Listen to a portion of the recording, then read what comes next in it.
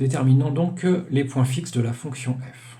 Alors, les points fixes de la fonction f, donc vérifie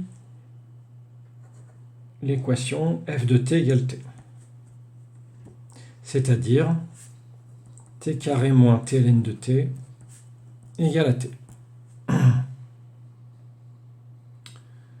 Donc, si on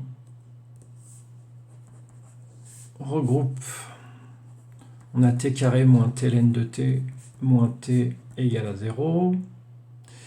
En mettant t en facteur, ça nous fait t fois t moins ln de t moins 1 égale à 0.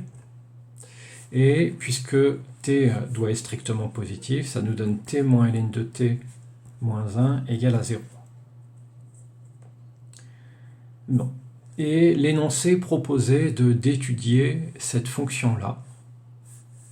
Ok, donc suivons l'indication de l'énoncé. Donnons un nom à cette fonction.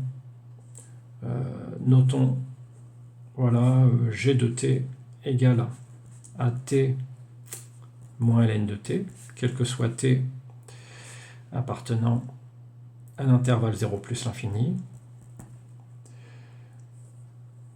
G est de classe C1 sur R plus étoile.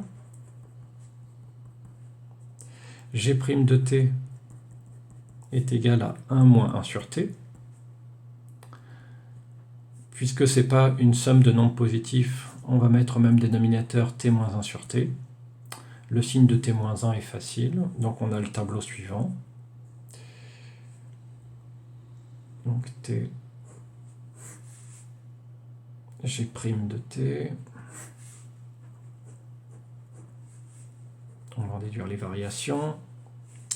Donc pour t égale à 1, ça vaut 0. Ça va être positif ici et négatif là. Donc la fonction g est décroissante puis croissante.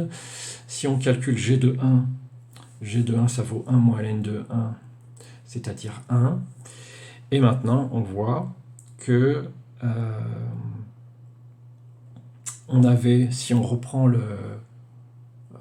ce qu'on a ici, on a que f de t égale t, si et seulement si g de t moins 1 égale à 0, autrement dit, si et seulement si g de t égale 1. Donc f de t égale à t, c'est-à-dire on a un point fixe de f si et seulement si g de t égale 1.